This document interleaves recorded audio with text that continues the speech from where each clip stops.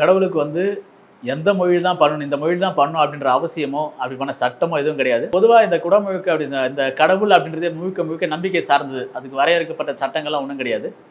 இப்போ இதில் வந்து குடமுழுக்கு அப்படின்றது வந்து ஏற்கனவே வந்து சமஸ்கிருதத்தில் பண்ணிட்டு இருக்காங்க. சமஸ்கிருதத்தில் இங்கே தமிழ் செய்ய வேண்டும் தமிழ்நாட்டில் அப்படின்ற பிரச்சனை தான் அதிகமாக போயிட்டு இருக்குது. இப்போ என்ன அப்படின்னா, தமிழ்நாட்டில் இந்து அறநிலையத்துறை அப்படின்னு சொல்ல ஒன்று இருக்குது. இந்து அறநிலையத்துறையில் பார்த்தீங்க அப்படின்னா பல்வேறு கோயில்களில் வந்து சமஸ்கிருதத்தில் வழிபாடு நடக்க தான் செய்யுது. இதை வந்து முழுசாக திருத்தி அமைக்க வேண்டிய தமிழ்நாடுடைய கடமை.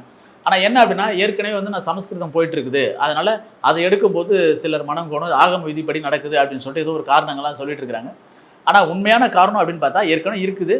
அதை வந்து மறு உருவாக்கம் செய்வதற்கு ஒரு மிகச்சிறந்த ஒரு எதிர்நோக்கம் வேணும், ஒரு நல்ல நோக்கம் வேணும், தமிழ் மீது ஆர்வம் வேணும். எது வந்தாலும் நான் ஃபேஸ் பண்ணிப்பேன், எது வந்தாலும் எதிர்கொள்ளும் அப்படின்ற ஒரு நோக்கம் இருந்தால் பண்ணலாம். ஏன்னா அப்படின்னா, இந்த இந்து அப்படின்ற விஷயமே பார்த்தீங்கன்னா நமக்கு சொந்தமானதே கிடையாது.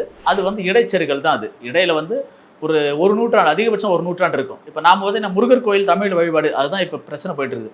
முருகன் என்ற வார்த்தை நாம் இந்த தென் மாநிலங்களை தாண்டி வேற எந்த நபருக்கு தெரியும்? இப்போ தென் மாநிலத்தை கூட பார்த்தீங்கன்னா கேரளா, மலையாளம் வச்சிருப்பாங்க. இல்லை அதிகபட்சம் பார்த்தீங்கன்னா ஆந்திராவிலலாம் முருகன் என்ற பேர் தெரியும். அதை தாண்டி நீங்கள் வட மாநிலத்துக்கு போயிட்டீங்க அப்படின்னா முருகன் என்ற பேர் நிச்சயமாக தெரியாது. இல்லை குமரன் என்ற பேர் தெரியுமானா தெரியாது. இதெல்லாம் வந்து நம்மளுடைய கடவுளுக்கு இருக்கக்கூடிய பேர். இது தமிழ் கடவுள். தமிழ் கடவுளுக்கு தமிழ் தான் அர்ச்சனை செய்ய வேண்டும் என்பது வந்து ஒரு ரொம்ப இயல்பான யதார்த்தமான விஷயம். ஆனால் அதுக்கு போயிட்டு இவ்வளவு தேவையில்லை. இப்போ என்னென்னா, ஆளுங்கட்சி வந்து நம்ம பார்த்துருப்போம், இந்த இடி ரைடு வந்திருக்கு, நிறைய விஷயங்கள்லாம் வந்திருக்கு. இப்போ டெல்லி போயிட்டு வந்திருக்காங்க, பார்த்துட்டு வந்திருக்காங்க. இப்போ சமஸ்கிருதத்தையும் எடுத்துட்டு இது தமிழ் தான் அப்படின்னு சொல்லி நிற்கும் போது டெல்லியிலேருந்து என்ன நமக்கு வரும், என்ன எதிர்வினை வரும் அப்படின்ற பயமாக கூட இருக்கலாம், அச்சமாக கூட இருக்கலாம். அதை வந்து சொல்ல முடியாது. இது வந்து நீங்களே வந்து சீர்தூக்கி பாருங்கள். தமிழ்நாட்டில் தமிழ் தான் அப்படின்னு சொல்லும்போது தமிழ் கடவுளுக்கு தமிழில் தான் அர்ச்சனை செய்ய வேண்டும், அப்படி வழிபாடு செய்ய வேண்டும் அப்படின்னு சொல்லும்போது அதுக்கு பெரிய தடை எதுவும் அவசியம் இல்லை. அதுக்கு இவ்வளோ பெரிய பூதாகாரமாக அதுக்கு ஒரு அமைச்சர் வந்து தமிழிலும் செய்யும் என்று சொல்கிறது, அதுக்கு அப்படி பேச வேண்டிய அவசியமெல்லாம் கிடையாது. தமிழ் தான் குடமுழுக்கு அப்படின்னா அது தேவைப்பட்ட அவங்க நீதிமன்றம் போட்டு தடை உத்தரவு வாங்கிட்டோம். தமிழ் செய்யக்கூடாது என்பதற்கு சட்டப்படியான தடை எதுவும் கிடையாது இது வரைக்கும். நான் என் மொழியில், என் தாய்மொழியில் என் கடவுளுக்கு செய்கிறேன் அப்படின்னு சொல்லி செஞ்சுட்டு போகிறது சட்டப்படி எதுவுமே போய் அதுக்கு ஒரு தடை கோர முடியாது. அதுக்கான வாய்ப்புகள் வந்து மிக மிக குறைவு.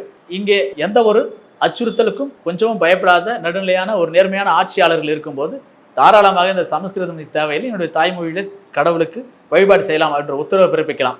ஆனால் இங்கே நடக்கிறத பார்க்கும்போது எதனால் இதெல்லாம் வந்து ரொம்ப நழுவுறாங்க அப்படின்ற விஷயம் உங்களுக்கே தெரியும்.